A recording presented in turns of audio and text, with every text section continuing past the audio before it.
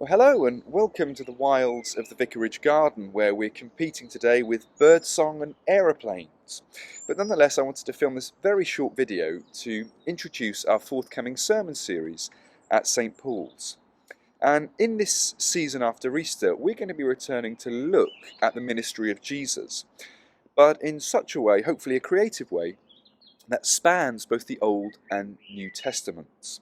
And this Sunday we begin by looking at this dramatic moment of encounter and confrontation in the Old Testament. That dramatic episode where God speaks to Moses from the midst of the burning bush. And in that exchange, God requests that the newly liberated Israelites should return to the wilderness to worship God at the foot of the holy mountain, Mount Sinai or Mount Horeb. And that summons would not only go on to shape the Hebrews as a people, but virtually every human community and society thereafter.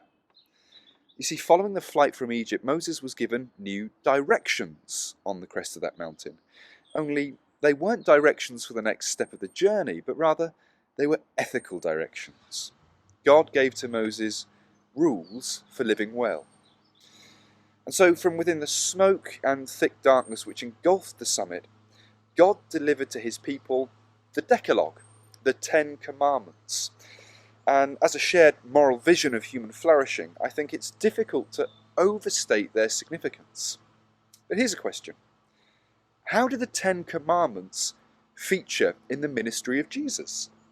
And so this term, we're going to see how the grace of God is magnified in the way Jesus Christ engaged with the Decalogue, in the way he was zealous to uphold the law, in the way he was zealous for the holiness of his heavenly Father, and yet extended mercy to the broken.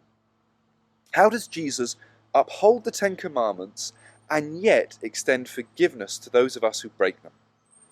So in the coming weeks, we shall turn to these sorts of questions and see once again how perfect justice and perfect mercy meet in the life, work, and words of Jesus Christ.